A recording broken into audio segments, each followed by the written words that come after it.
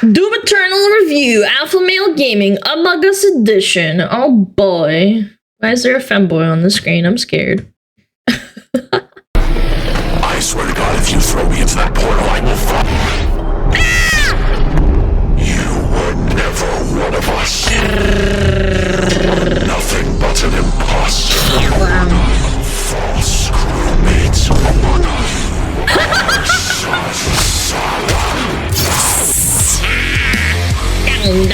Down. Dude. Doom Eternal is a game with so much testosterone dripping from its orifices that it caused me to create a son via mitosis. In this adventure, you play as John Doom, a man stricken with irrationally severe autism who does not consider or think through his actions and effects on other people. And only kills. And in his quest to save mankind, kills God, and Satan God, who is also himself. If this in-depth and engaging, hardcore male gameplay sounds appealing, then I've got the game for you. This game is, of course, the sequel to the critically acclaimed Doom 2016 with a few key differences. Alright then, buddy. I'm going to shit yourself. Which meaningfully extends and builds off of the gameplay and challenges that we love, then extends them some more off of a fucking cliff, until the product that emerges out the other side resembles crack concentrate. If you're watching this, I'm assuming you've probably played the game, since I don't actually want to help people buy things. I'm here to entertain people, and if you're clamoring for entertainment and haven't purchased this game yet, do yourself a favor. There's enough male hormones here to transition someone, and I can guarantee you results, my fellow Sigma males. So whether you're a psychopath like me or new to modern Doom games, come with me on this amazing journey through Twitch gameplay, beautiful environments, nonsensically fucked up lore, and remixed Mongolian throat singing. For money is temporary, but Doom is eternal. Doom Eternal! I will transition I into would say that Doom Eternal's gameplay is quite unique, and not for the reasons that you would think. Everything in Doom Eternal is funneled directly into a single, robust, multifaceted, multinational, and unilaterally combat system, from which the entire game is built around. But Max0r, I hear you thinking, that's every game ever. Yes. Every good game ever. If I, for instance, became 12 and booted up GTA 5, I would be able to do at least a dozen unfun activities. Doom's design is focused harder than the average Persona fan on his local playground, and that is special. You will play the game in the way that is fun, or you will lose. So as good as 2016 was, a Polygon journalist could beat the first half, and that's... No, they couldn't. I remember watching the review gameplay of some Kotakus or whatever, Polygon. They were struggling. Their aim was so bad. I watched it. It was terrible. Like, I have better aim than this. Unacceptable. Because yes, it is actually unfun to play games after having a lobotomy. In other games, I get to choose between things like stealth, vehicles, or outright combat. Yet Doom Eternal asks the question, why not force you to use every mechanic all the time without stopping? In a world where AAA studios try to pander to everyone, it's refreshing to have a game that sets out to do one thing the best, and actually have developers who give a shit about linear design and gameplay. And the main component of that gameplay is the arsenal, because John Doom uses every weapon throughout the game. The first shotgun is used in the last level, and the last level is used by the first shotgun. When you get an upgrade, it isn't a replacement, it's a genuine addition to your arsenal. Every one of them has specific uses, and yet these don't interfere at all. They enhance. How do I kill an enemy? Well, shoot his hands off, fire a rocket, fire a ballista, fire flame, freeze him, fire on his freeze and fro shotgun, brain aneurysm. Just as important as how you kill is how you heal and how you restore. Fortunately, the aggression of this game rivals my dog in a kindergarten. Like real life, the only way to get ahead of the competition is to kill them. How do I heal when low? Kill them. How do I get ammo back? Kill them with a chainsaw. In addition, most weapons in the game have two mods which completely change their behavior. Such stunning examples would be the microwave beam, the automatic shotgun, and the fucking destroyer blade. God, that shit's cool. But on top of 8 weapons, 12 mods, and a declining mental state, we keep going. More than any one weapon, you'll be using your suit abilities, and they all have individual buttons. And the animations are sick. Ripping people's heads off doesn't get old either. That's what I think is the most amazing thing. This is in addition to the 8 that you use for weapons. These would be things like over and over, but it's not. Grenade for death, Swedish grenade for life, punch for no reason, and a flamethrower for armor. I play Invoker in Dota 2, and this shit makes me play like... Does this guy have carpal tunnel? Holy shit. keyboard like it's Playing fucking Lex vulgar. Sonata. I thoroughly recommend playing PC and never using the weapon wheel for maximal Ritalin output. And if you can't switch weapons fast or play on easy mode, that's fine, man. We're all busy. How about I give you 2 more buttons? You thought I was done. There's 2 ways to kill a demon in Doom Eternal: the fun way or the funny way. And to maximize the funniness level, we have the Crucible, which is a direct, instantaneous kill on every enemy. Giant area boss, dead. Previous area boss, dead. The final boss, fuck 'em. Now I hear you thinking, Josh, that sounds pretty strong. Oh boy, buckle your ass. Because the second super weapon on my extensive list of 2 things is the BFG, which canonically stands for Big Fucking Gun. Also canonically, it fires a hole directly into the core of Mars. Just shoot a hole into the surface of Mars. Yes, I can. Now, I could kill an enemy the Watch long way, or I could kill him and his dog faster than the ATF at Waco. It clears out everything you can see instantly. I am so thankful the game limits how many times you can do this. Now, This reminds me of Unreal Tournament. I don't know why. I think it's just kind of like the same understand setting. that at first this may seem complicated, but that just isn't true, because the entire game is effectively a tutorial for hard mode. And because you're always learning as you play, it never feels stale. Doom even lets you choose what stats and runes to upgrade. I spec'd entirely into mobility and ammo, making my character a flimsy, crack-addled spider monkey. As a side note, we should release dozens or possibly hundreds of macaques into New York City. They can survive there. Why does Thailand get to keep all of the good monkeys? So what more is there to learn about Doom Eternal? Well, have you ever given thought to the various unwashed baboons that I'm fighting? The answer may shock you. Those are the... As you may have guessed, there are at least 3, perhaps 4 demons in the game, which is a lot for someone who is a small, blonde anime lolly, such as myself. But it's the variety of the demons that make the game interesting. Demons can fly, they can roll around like hedgehogs, contract obesity, and be bastards. Who is Sandy Loam? Who is Tsushima? Amy Rose? I didn't know she could stand. The point of the entire game, therefore, is to balance targets, switch weapons, and scream internally as you repeatedly fail to be cool. Just like high school. What I'm getting at is every demon has completely different behavior and goals from one another. The Doom Hunter rolls around in a comically small tank. There's disabled demons. See, now that's inclusivity, chat. That's the inclusivity that I want.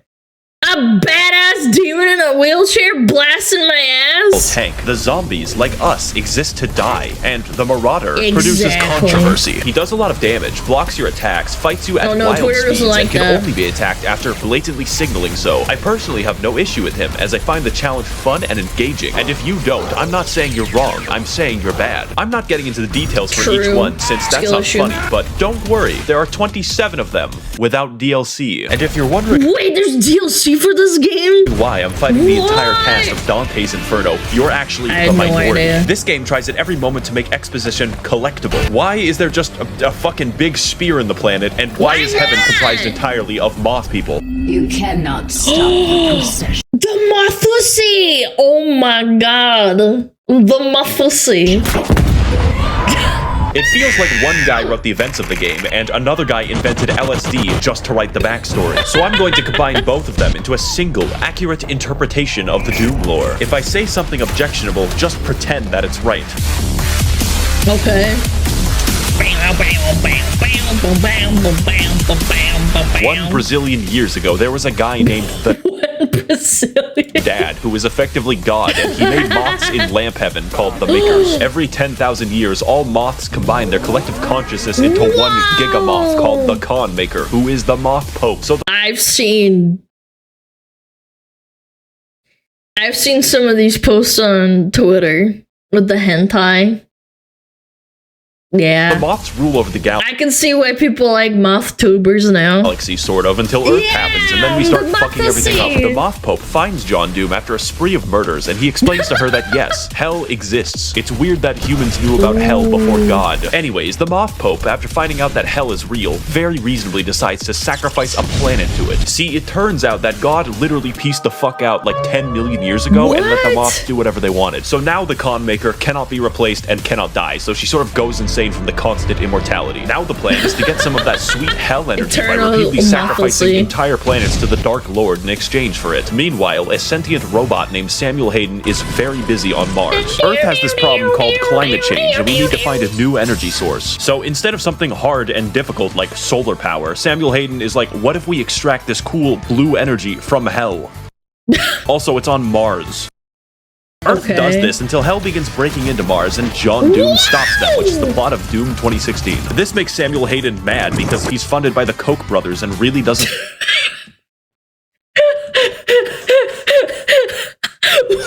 Breaker, you. want to build a windmill. So instead of destroying the demonic crucible, he just brings it back to Oh Earth my and catapults God, John Doom Krieger, to the you backstory reference. planet. If you think that sounds unreasonable, Hilarious. just remember that we Koch considered blotting out brothers. the sun before building a fucking solar. Project supported by Bill Gates is set to temporarily dim the sun. Yeah, maybe, this is a joke played up for exaggeration. Please do not ascribe political beliefs to me based off of jokes in my videos. Entertainment is my only priority. Dude, imagine, you have to clarify in the video, man. That pisses me off, man.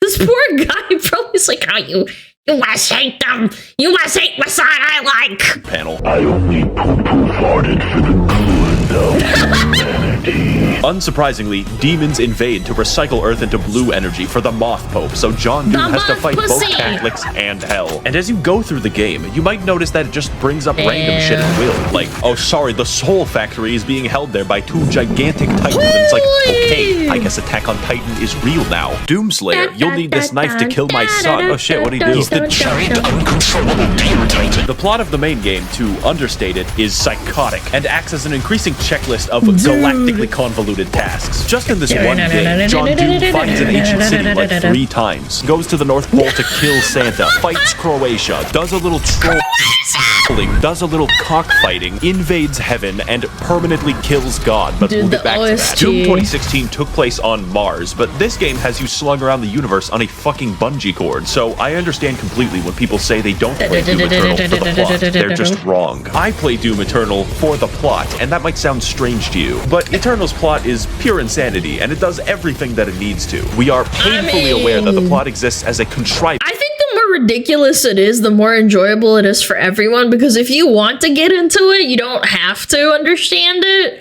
You can just slash and fucking kill everyone. It's because the environmental designer went Still fucking enjoy the ballistic. game I just like don't everyone care. else. I played every single level, gleefully wondering, oh boy, what stupid shit is next? I cannot fucking wait. So play the game for the plot. It is integral to the experience of Doom Eternal. Oh, but Max0r, there's a plot hole. How did the Doomslayer get the first? Everything I've said so far, except some of it, applies in full partially to the base game. But there's $40 redos of DLC where the gameplay is faster, the challenge harder, and the plot somehow even fucking worse in all the right departments. John 2016 was a Doom. wash. Eternal is Usain Bolt, and the ancient gods is fucking Venezuelan inflation. You thought it was over when John Doom beat the demons and destroyed all of heaven, but you were wrong. That's just the beginning. And with both parts of the DLC now fully out, my recommendation cannot be understated. Let's get into why, and more importantly, what. Dude.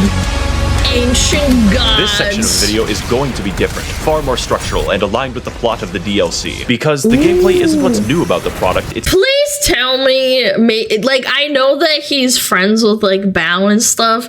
Do you think he got the Mothlussy voiced by Yuzu for this? I would die. I've never seen this before, but I think, like, it would make sense if he the did. challenge and the story. I originally wrote an entire script for this and then trashed it because it doesn't truly communicate how this DLC drove me to insanity, and I hard Base code by noise sipping 10 for plus. 2D women. I will tell you if there's a very big gameplay change, but the point of the DLC is more of what's amazing. If you like Doom Eternal, you will like the DLC. Period. Okay, so Samuel Hayden. You might know him for his various appearances on political YouTube debates advocating for carbon positivity. It turns Yo, fuck clankers. out that he's not a robot. He's a fucking angel. Also, John Doom's Alexa is God. That's not a joke or exaggeration. His name is Vega, and he is the physical remnant of God's consciousness in AI form. So Bro.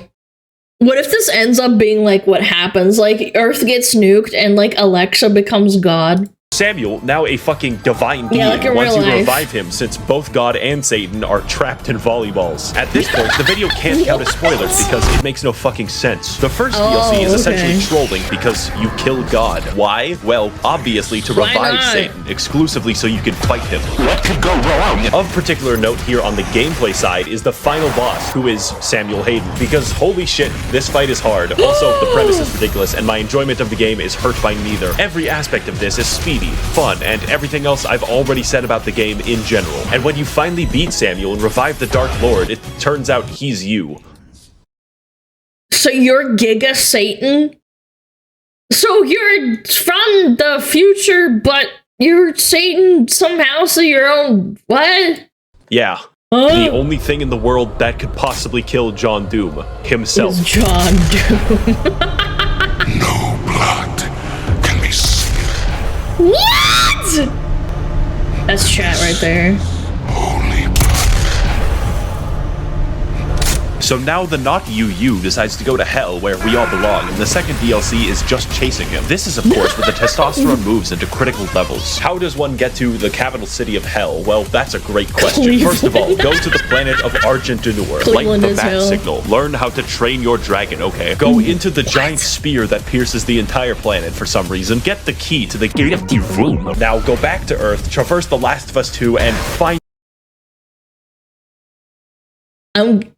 I'm getting mind-fucked. the Gate of Doom. But before I get to the final showdown with Crash Bandicoot Twin Sanity, there's some cool gameplay I want to talk about. You have a fucking hammer in this DLC, primarily used to defy the laws of gravity, but secondarily gives you everything in the game. Health, no problem. Ammo, absolutely. My deepest, darkest urges? Yes. As I used this, I became more obsessed with hammers than Bob the fucking Builder. And there's plenty of demons to use it on, since the DLC adds a shitload of reskins. For instance, the Spirit is a congealed amphetamine mass that makes every infested target 3 times faster. Microsoft Pinball, who is fun to fight, I promise. And the Bloodmakers. They are my original OC. Do not steal it. So now that we've reached Cleveland, it's time for the DLC to gain like a Final Fantasy boss. This is the culmination of all of our work. The final battle against Satan himself. And holy shit, you can feel it. When the Sentinel army shows up and everyone's ready to kick ass, you just can't help but feel like your dick is being tickled. Cleveland lives up to the hype too, for once, because it's a non-stop battle of epic proportions right up until the final boss. Awesome. This is a universe which implicitly acknowledges your godlike power by making the only credible threat to you your identical twin with red eyes in a Gundam. That is called...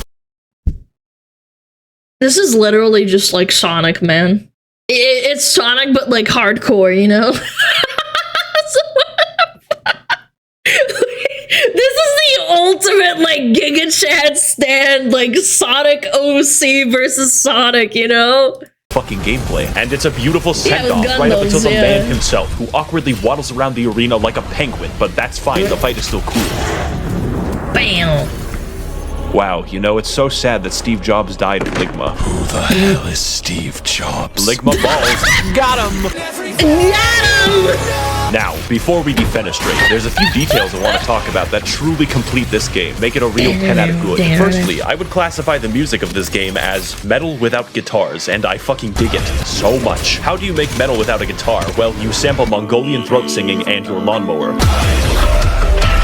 It just sounds so good. Normally, music isn't very important, but it's so good that it becomes important. And the role it plays in setting your mood is vital. Also, the main composer, Mick Gordon, like me, watches virtual YouTubers every... No way, is that real? Mick Gordon, VTubers. Mick Gordon watched an anime girl play Doom Eternal. Mick Gordon has discovered virtual YouTubers by playing Doom.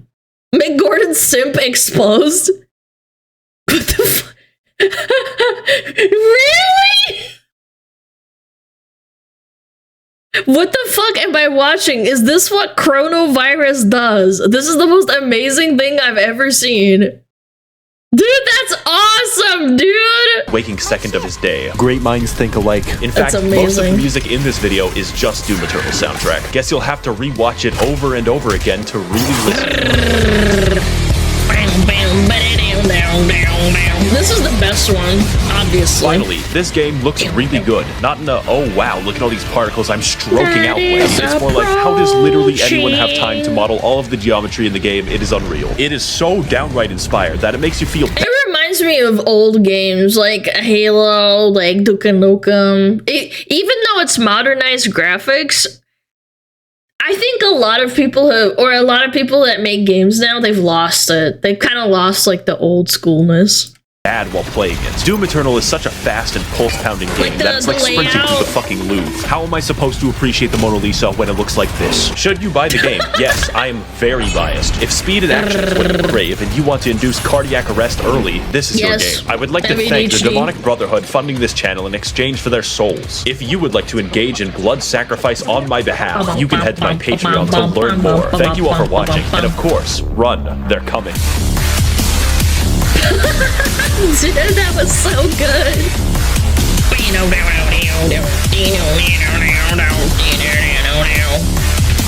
Chat, check him out, Max0r. He loves VTubers and he has a schizo just like us.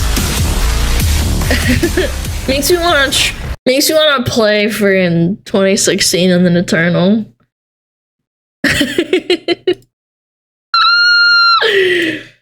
God, that was good.